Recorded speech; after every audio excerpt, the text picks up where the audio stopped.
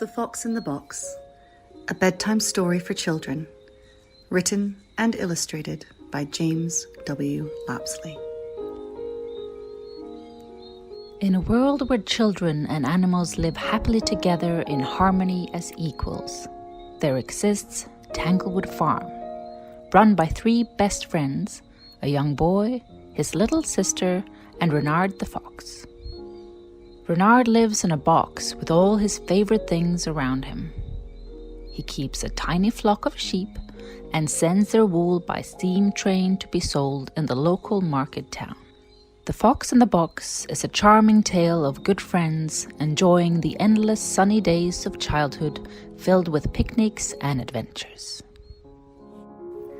When he goes on long walks to check on his flocks, he wears tiny pink socks and bright green Crocs.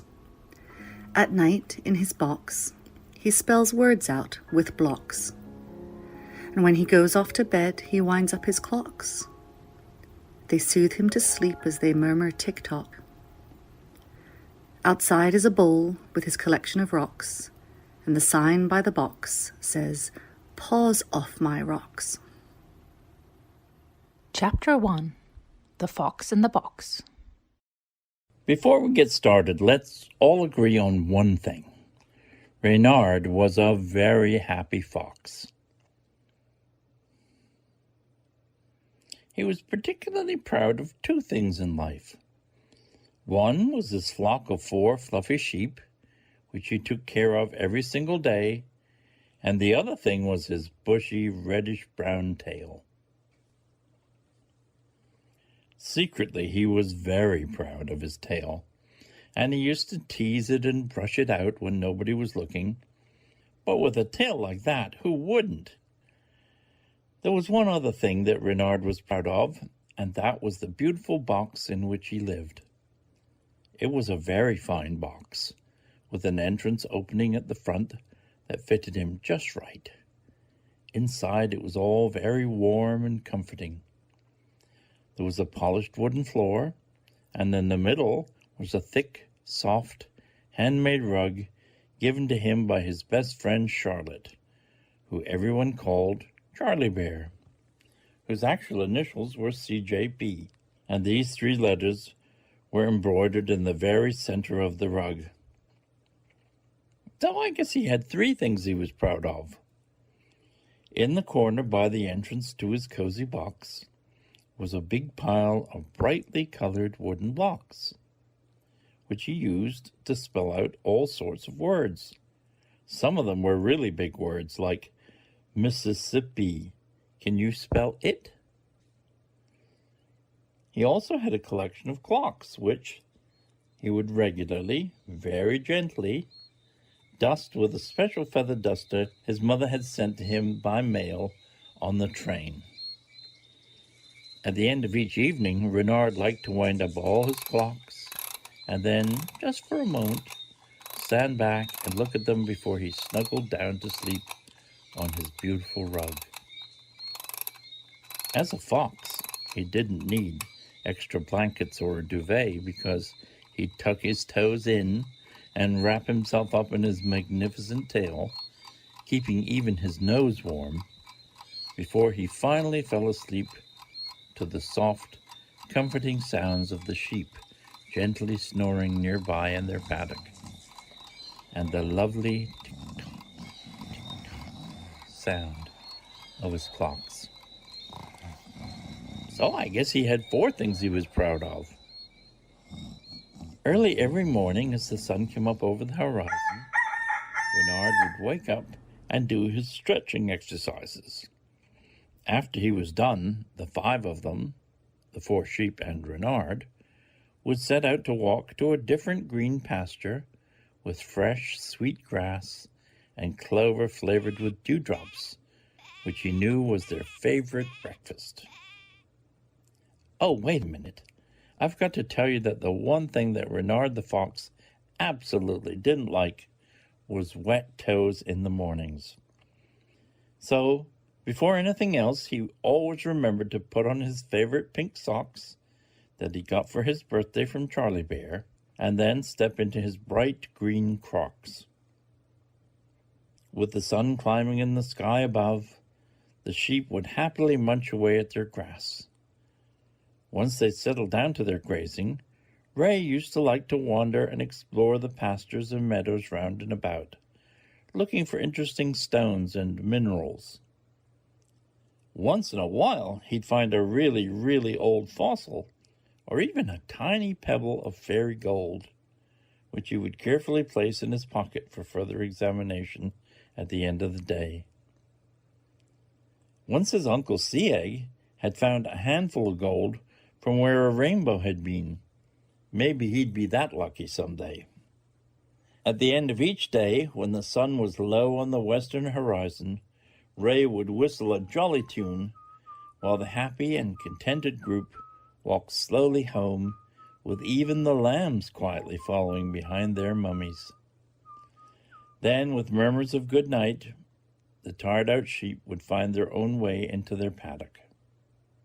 Ray would sit down outside his box and empty his pockets to sort through his new rocks, and maybe even keep some of them if there were any that he really liked. He would place them in a big brown earthenware bowl by the entrance to his box. So it actually looks like he was proud of 5 things. And don't even ask about his sporty red scooter. Chapter 2, Tanglewood Farm. One day Renard had decided it was time for him to go out into the world, and so he moved to be near where his best friend lived at Tanglewood Estate, and there he, Charlie Bear, and her brother Ben all built his box. He was really happy to live near the bear, and together the 3 of them decided to start Tanglewood Farm. Renard would keep the sheep, Charlie Bear would give painting and martial arts lessons, and Ben was busy inventing things, teaching fishing, and repairing boats. All 3 of them were good gardeners, too.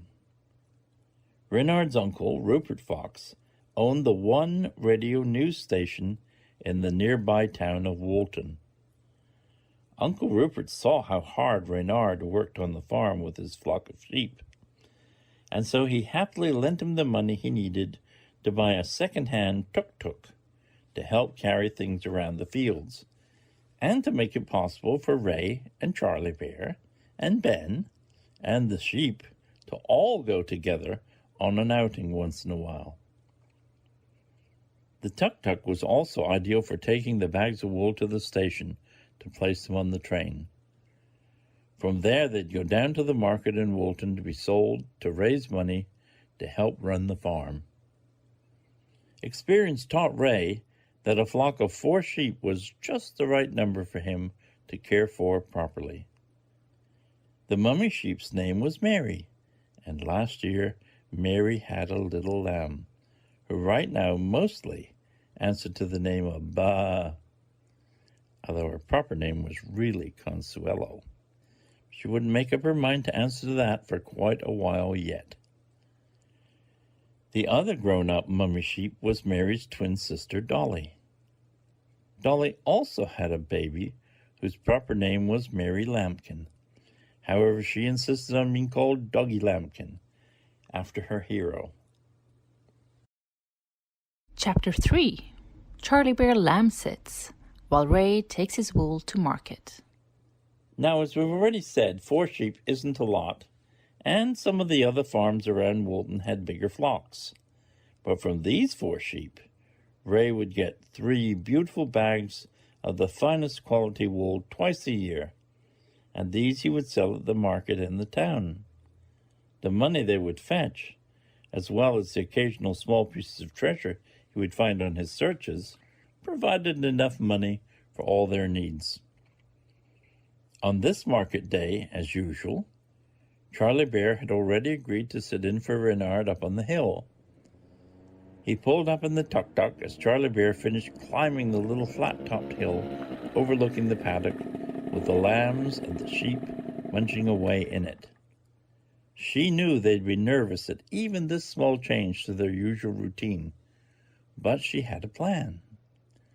She carried her easel and the comfy folding stool and a backpack containing a box of paints with brushes and paper, and she wore her special unicorn hat, and with that she had all she would need for a busy morning of drawing and painting. When Charlie Bear saw Ray pull up to say goodbye, she was halfway through munching a mouthful of crackers. Under her arm was a big bottle of Granny's famous lemonade. Renard called up to her, "Are you absolutely sure you're all right up there?" And she replied, "I'm looking forward to it. It would be nice and peaceful.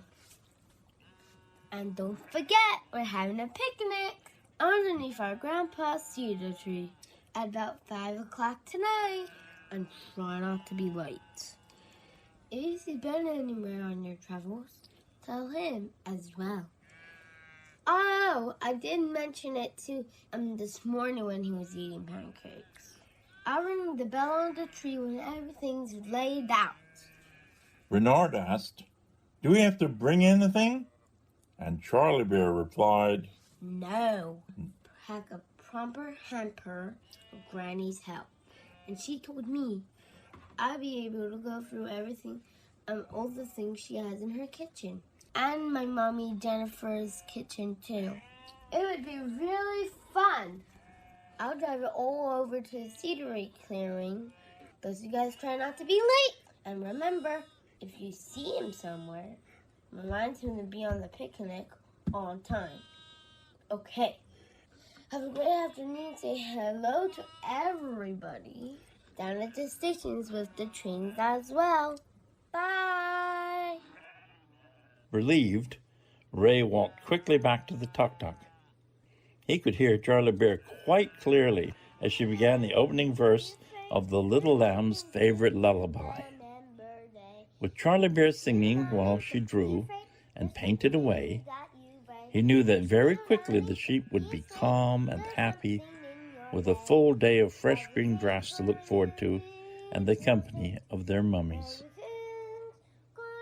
Silently, he rolled the tuk-tuk on down the hill, and when he got it going, he leapt into the driver's seat. He grasped the steering wheel as the little vehicle with the precious big bags of wool rolled on down the track. Soon he was round the bend and well down the hill, which would eventually lead to Tanglewood Station. Now that he could no longer hear Charlie Bear singing, he started up the little engine and broke into his own favorite whistling tune as he made his way. Further on down the track, Renard slowed to a halt beside their secret cedar nursery. It was from here that the family started the fabulous cedar trees that they were so proud of, one for each of them. When the time was right, each new sapling would be carefully replanted with great ceremony in a permanent location. They would then watch it grow tall and beautiful. Just recently, at the front of the nursery grove, they had added a perfect baby tree for their new little cousin Finn. Ray stopped and looked over at it. He didn't even need to get out of the tuk-tuk to see it was growing up green and healthy. So he resumed his journey. Chapter 4. Just in Time. Once again, Renard was lucky enough to be able to send off 3 really heavy bags of the finest wool. On each bag he tied, with bright red string, a brown paper label addressed to Uncle Rupert Fox at the radio station. That was really all the address that was needed, because everybody at the train station in Woolton knew his Uncle Rupert. But just to be sure, each bag also had the words Tanglewood Farm stenciled on it with pink paint. Eventually, when Renard drove in, he could see that the train had already arrived in the station. It looked all ready to go, with a sigh and a soft puff of steam, and the occasional clanking noises that all good trains make when they're standing by. He pulled the tuk-tuk up right behind where the porter was standing. The porter on this train was Mrs. Beagle, the wife of the train driver. She wore a black uniform jacket, blue trousers with a red stripe, and a splendid blue cap, and was a tall, elegant, aristocratic-looking dog, with long silky hair pinned back from her eyes. Ray found her a bit formal, unlike his other pals at the station. She was staring at a pile of boxes sitting next to the train, waiting to be loaded, and slightly nodding her head while she canted to herself almost under her breath. Then, using a pencil that was clipped to a springy thing pinned on her uniform, she wrote something on her clipboard. Renard didn't like to disturb her counting and writing until she was ready, so, still behind her, he leaned forward and looked to his right up the length of the train until he spotted his friend the driver, Mr. Frank Beagle, who was standing on the edge of the platform near the front of the train and wiping away at some tiny thing on the side of the engine. He hadn't noticed that Mrs. Beagle was now looking at him. Clearing her throat, she said, "Ahem, Mr. Fox, good day to you." Ray almost jumped with surprise. Also, he always felt a bit embarrassed when any adult called him Mr. Fox. "Good day to you, ma'am," he replied. A moment passed until, with raised eyebrows, Mrs. Beagle asked, "Are you just saying hello to me in the middle of my counting and loading? Or do you have anything for the train today?" Ray replied quickly, Yes, ma'am, 3 bags full." He had almost said sir, but caught himself just in time. He repeated, 3 bags of our wool, ma'am." Hearing that, she wrote something else on her clipboard, and then counted out 3 orange tickets from a big roll she kept in a brown leather shoulder bag. These she handed to Ray, saying, "Load the bags onto the goods wagon here, please. They're all properly labelled for the other end, are they?" Looking over the big bags and seeing for herself the prominent labels on each one, she ticked something else on her clipboard, and finally, looking up over her little half-moon spectacles at Renard, she said, "Please pay the freight charge, which will be 9 pence per bag, for a total of 2 shillings and 3 pence, and get the tickets clipped by the station master. Hang on to your ticket stubs until delivery is confirmed in Woolton. Thank you, Mr. Fox." Then, seemingly as an afterthought, she said in a kinder voice, "Oh, and be sure to say hello to Mr. Beagle, if you can, as I know he likes that." Ray nodded and said, Thank you, Mrs. Beagle. I was going to anyway. I'll do that right now. Thank you." Mr. Beagle, the driver, loved his train. Everyone knew it was his pride and joy. When she was brand spanking new, Mr. Beagle had christened her Buttercup because of her beautiful yellow paint job. Renard called out, "Hello, Mr. Beagle. How are you today, sir?" Hearing his name, Mr. Beagle looked around, briefly interrupting his polishing and rubbing, and seeing who had called him, he said, "Hello, Ray. Are you alone, or do you have your 2 friends with you?" Ray responded by saying, No, it's just me today. I'm here to drop off 3 bags of our wool, which I brought down from the farm. I'm sending them on your train to the town where my uncle will collect them." For a second, Mr. Beagle looked a little disappointed and said, "Ah, so you won't be coming down to Woolton yourself today. Oh, that's a pity. I was going to say that if you or Charlie Bear or Ben were going down to the town, you could ride up in the cab with me and give me a hand. You're welcome to do that any time. Just let me know." Ray's eyes widened and he said, "That'd be wonderful. Thank you, Mr. Beagle. I'll be sure to tell the other 2, but today I'm just dropping off. I'm in a bit of a hurry to get back home. Thank you, though. How is Buttercup today?" Mr. Beagle put his rag in the pocket of his overall, took a step back and looked up and down the lovely train, and then, nodding his head, he said, "She's pretty good today. Thank you, Ray." Ray answered, "All right, sir. I'll see you again soon," and continued up the platform. Chapter 5. Tanglewood Station. For years and years, Even before Charlie Bear and Ray's time, the station had been run by a very senior rabbit named Bob. His full name was Bob Hare, and everybody liked him. As you'd expect, Bob took his job seriously, and so he dressed very properly. When he left his office and walked around the station, he always wore his black station master's cap with its gold braid and his polka dot bow tie and red waistcoat with the shiny brass buttons and the 2 special watch pockets. In one pocket, he kept his large gold official station master's watch with chain, which you would consult regularly. At this time of year, during the summer, the train came in 2 times a day. The raised wooden station platform was well worn by the passage of hundreds of feet over the years, and so it was a bit old and creaky. As usual in the late afternoon, when the daylight shone at an angle, the station master's old dog lay fast asleep on his side in the middle of the platform, with the warm sun on his belly. He had the grand name of Campion Norwood the Fourth.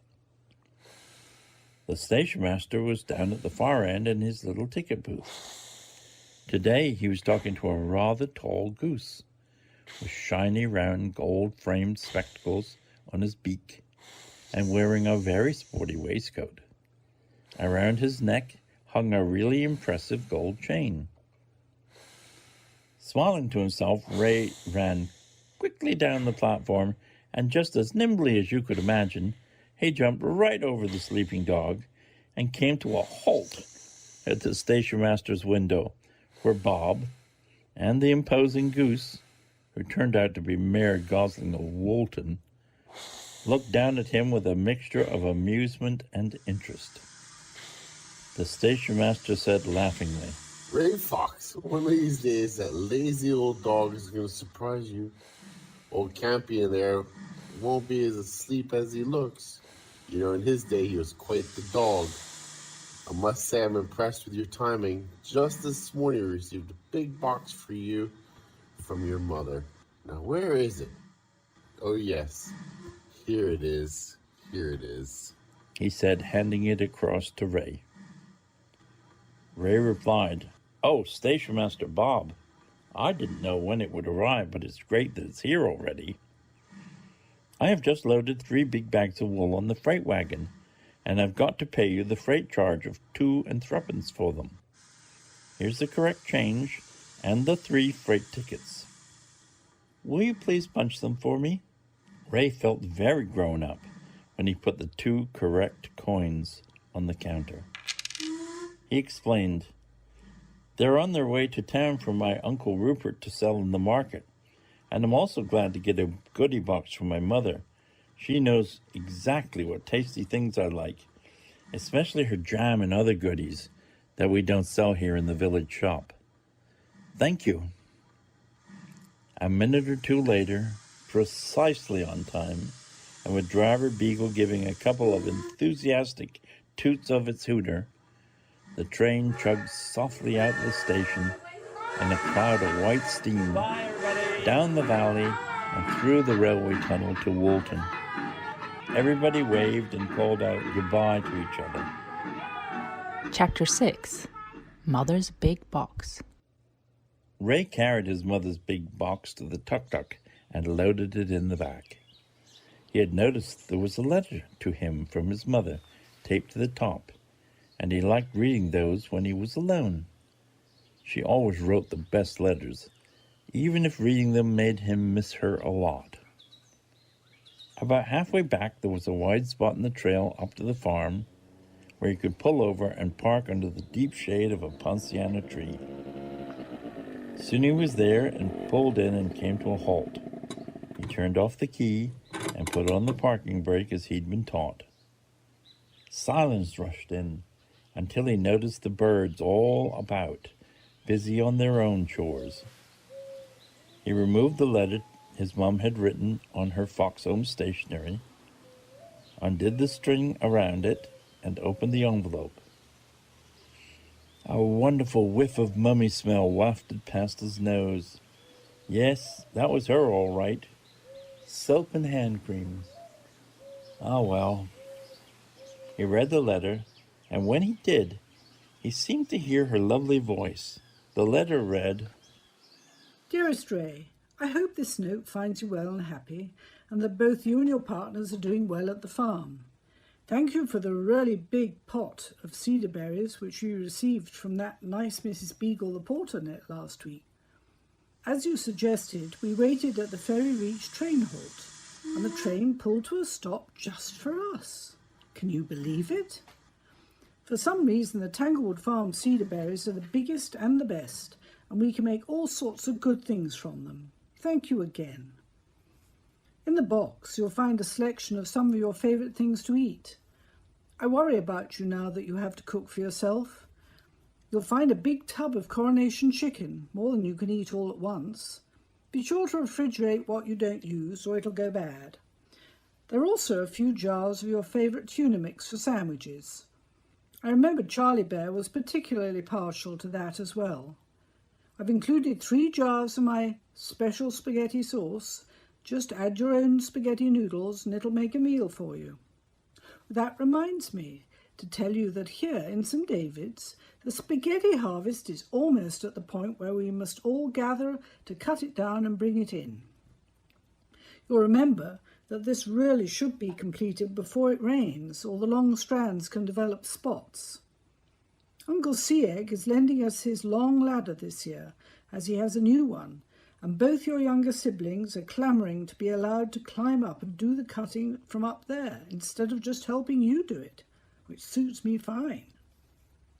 You'll find 3 jars of my cherry jam and a few other treats and things in the box as well.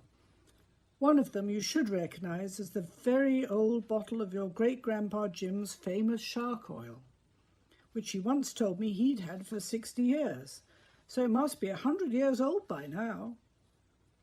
I feel he'd want you to have it now he's gone. Shark oil should be tied outside and not touched or shaken. After its train journey, it'll take a couple of weeks to settle before you can trust the readings, so find a quiet place for it outside your box and then leave it there for a while and it'll serve you for years. Uncle Seegg contributed a paper bag of his handmade fishing hooks, which he guarantees will be the best you've ever tried. You can thank him when you see him next. Another piece of good news is that I can confirm that next month the kids and I will be able to come and stay 3 full nights with you down on your farm when the school holidays start. I don't know the exact date yet, but you can let me know what suits you too.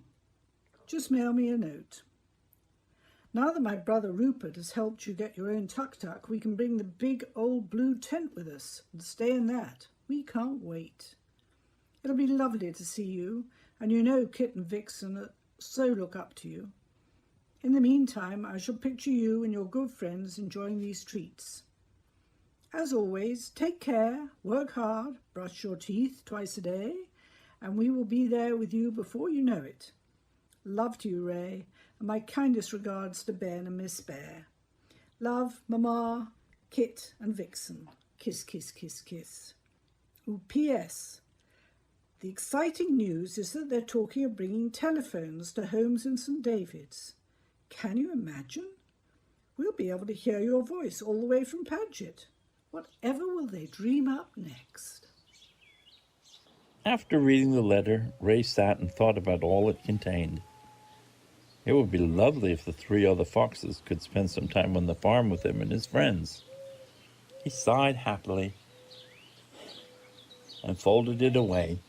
He'd read it again tonight when he was in bed and make some plans. Looking up, he noticed for the first time how long the shadows were getting. Oh, he must get a move on or he'd be late for the picnic. Chapter 7. The Picnic. Renard was most of the way back up the trail from the station when he came around a sharp curve and spotted, lying smack dab in the middle of the track, a pile of odds and ends which he immediately recognized as belonging to Ben. There was Ben's favorite camouflage hat sitting on top of a camo backpack, as well as a number of other things that an exploring-type boy would carry, just in case. There was also a huge, heavy hand of ripe bananas. Ray skidded to a stop and turned off the engine. Getting out, he looked all around, but even with his excellent fox eyes, he saw no sign of Ben. Then he heard a chuckle from high up above him, up in the giant old cedar tree ahead. It was one of the biggest trees in the whole cedar grove, and sure enough, at the top he spotted Ben, comfortably sitting on one of the main branches, casually holding on to the trunk with one hand, while looking through a pair of camouflage binoculars which he wore in a strap around his neck. Ray called out, "I see you up there. What are you looking at?" Ben put down his binoculars and said, "I've been looking over towards Tomworth's jungle.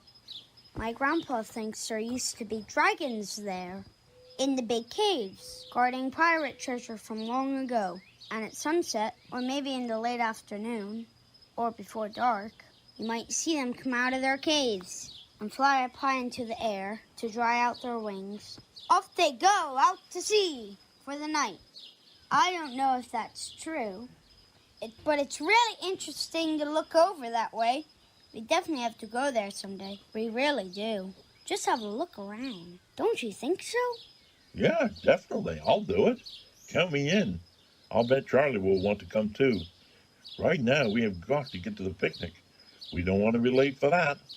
I'm starving. You're always starving. So am I, so let's go. I found a whole bunch of bananas.